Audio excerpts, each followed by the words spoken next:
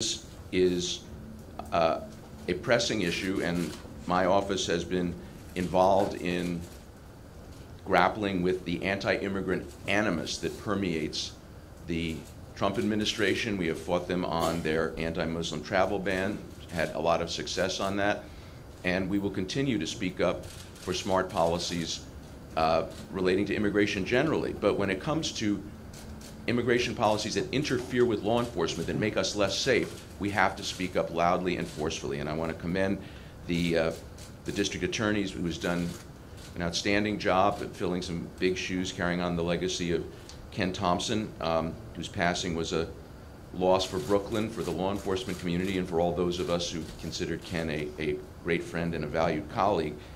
But District Attorney Gonzalez is continuing Ken's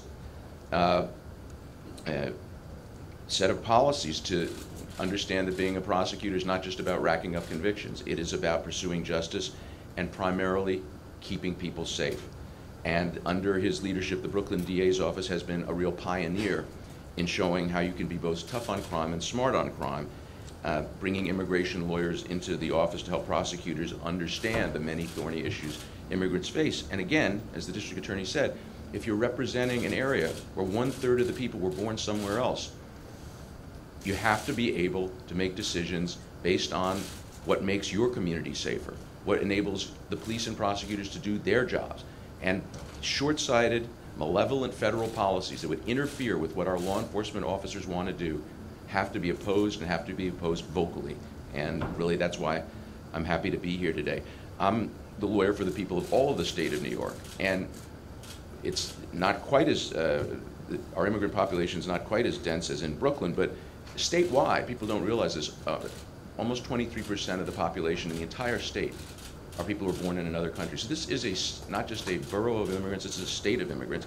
And I represent all, citizen and non-citizen alike, and public safety, I can tell you, in every part of our state depends on the participation of our citizens, of all New Yorkers from all walks of life and from all parts of the world. We need people to come forward as witnesses and victims, because otherwise prosecutors and police simply cannot do their jobs. And that's why my office, the NYPD, and many other law enforcement agencies around the state have instituted sensible policies to ensure that all people feel safe talking with police and prosecutors. And that's why we are committed and get engaged at this point on almost a weekly basis to using every tool in our legal and constitutional toolbox to protect New Yorkers from overreach, bad public policies, or backsliding from Washington. And it is incredible to me, and it was demonstrated yesterday with animus that extends beyond undocumented immigrants to legal immigration, that the Trump administration has worked overtime to badmouth the immigrant community, to sow division, to turn them into scapegoats. Rather than recognize the remarkable contributions of America's immigrants, the administration has bashed them at every turn. And what we're seeing here in their twisted and problematic enforcement of the immigration laws is something that in our office we are very alert to and stand up against. Evidence always should trump ideology.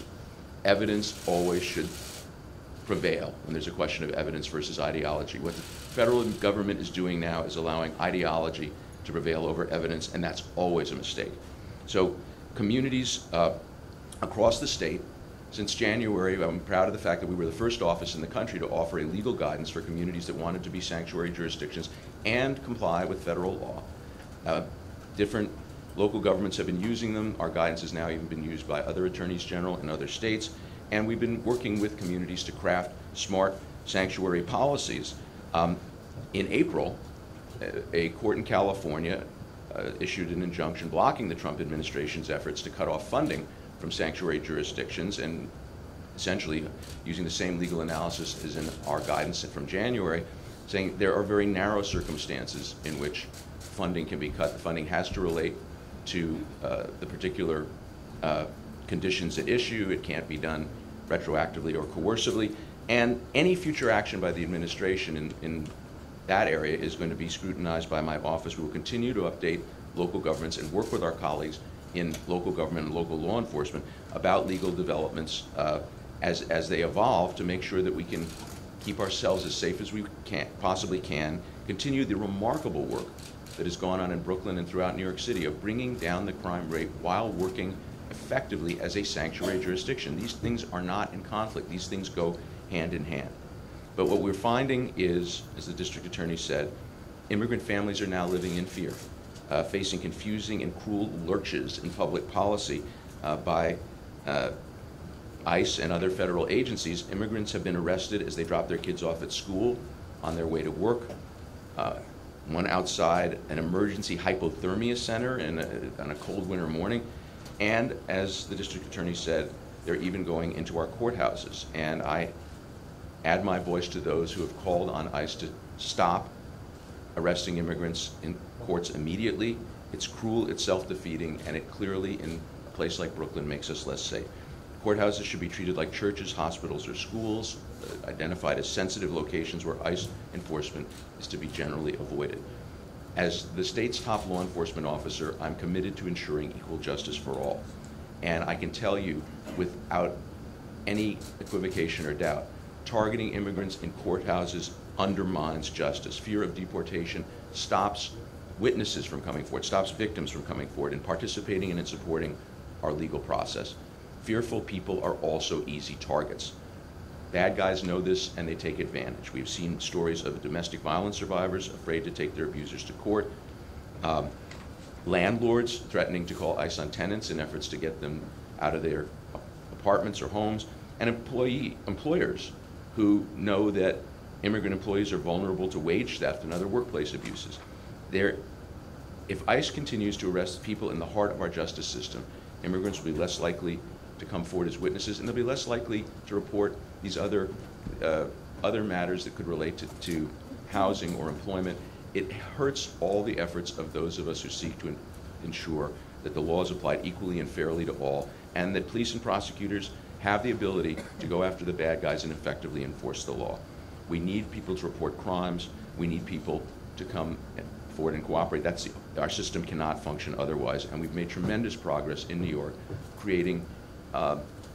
strengthening the bonds between neighborhoods and the police, the communities and the police. This is an incredibly successful effort. The statistics speak for themselves, but as we can see, and as the district attorney noted, according to the Legal Aid Society, there have been more arrests in New York courthouses in the first 6 months of 2017 than all of 2015, 2016 combined. Statistics confirmed by the Immigrant Defense Project, and it's time for us to get ICE out of our courthouses. We will continue to meet with our colleagues in law enforcement, talking about ways to be smart on crime and tough on crime.